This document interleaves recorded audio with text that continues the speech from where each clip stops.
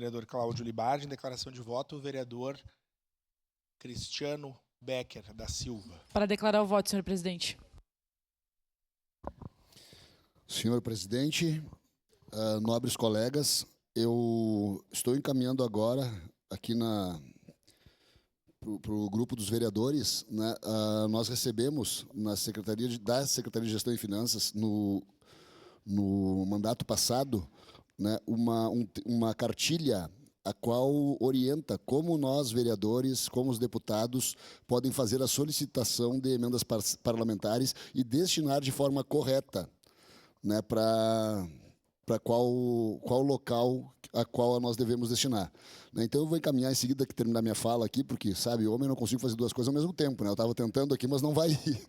Eu vou acabar me atrapalhando um pouquinho, né? Mas então aqui, olha, na legislatura anterior, a Secretaria de Gestão e Finanças, e quando eu fui secretário também, nós trabalhávamos em conjunto com a Diretoria de Captação de Recursos na confecção desse material, dessa cartilha, já em 2023. 2024 ela houve também, que foi encaminhada para os vereadores da legislatura anterior, né, e eu acho que por um equívoco não foi encaminhada para os vereadores que entraram neste mandato, né. Então eu estou fazendo isso agora a pedido da Secretaria de Gestão e Finanças, mais precisamente da Diretoria de Captação de Recursos, né, e para que nós possamos, de forma